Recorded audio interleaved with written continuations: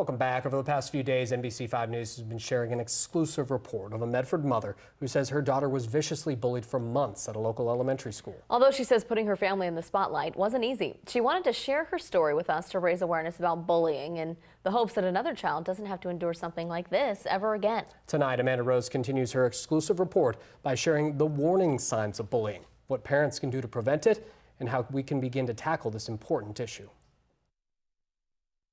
I don't want to be the parent that finds my child. I don't want my child to be a statistic.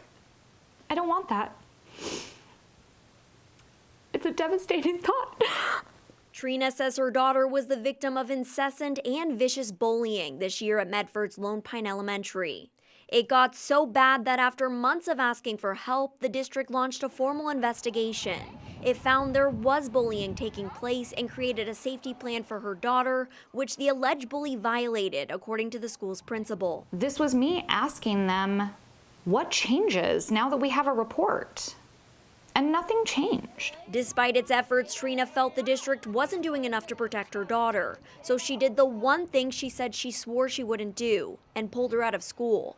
I'm not alone. I'm not even a little bit alone. There are parents all over this valley that are struggling with the exact same thing. And according to recent data, she's right.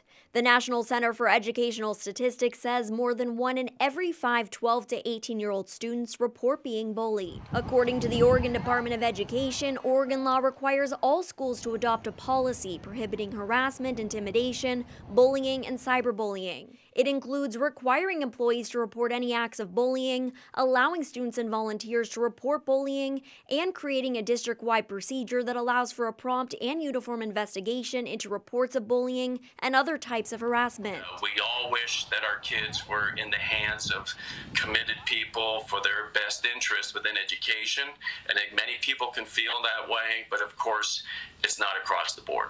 A lack of effective means of dealing with bullying is what motivated former Medford resident Paul Coughlin to start his Ben nonprofit, The Protectors. I was bullied in elementary school. I was bullied in my home, and so I know what it's like to not want to live another day. Coughlin says he often works with students in grades 4 through 9, which he calls ground zero for bullying behavior. They are literally being bullied into their bedroom, and they bring that cell phone into their bedroom and they look at what's being said on Instagram and Facebook and Snapchat. From his experience, Coughlin says it's not the school kids or parents that are the sole problem. It's a culture that needs to change. Martin Luther King talked about the fatigue of despair, that when a person is beleaguered, hope begins to drain out of them.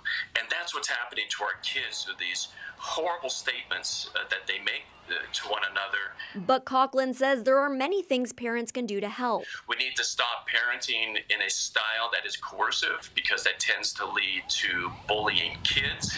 We need to stop overparenting, because in some cases, overparenting can lead to targets of bullying. Coughlin says kids who are bullied are far more likely to develop depression and contemplate or attempt suicide. But he says there are warning signs parents can spot. Headaches they didn't have before, eating too much, eating too little, a sudden outburst of anger, for example, toward siblings or parents. Coughlin says there's no easy answer to stopping bullying, but he believes empowering people to step in and stand up to the bully is a great start. I am heartbroken, and I have grown well past being tired of talking to parents across the United States who lost their child either due completely to bullying or in part to bullying. This needs to stop. Trina agrees. She says her and her daughter's best friend leaving the school was never an ideal solution. She will not get to graduate with the 6th grade class. And that's okay.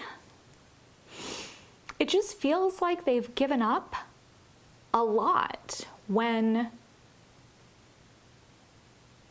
they weren't at fault. And that was proven. It was proven that they weren't at fault. In Medford, Amanda Rose, NBC5 News.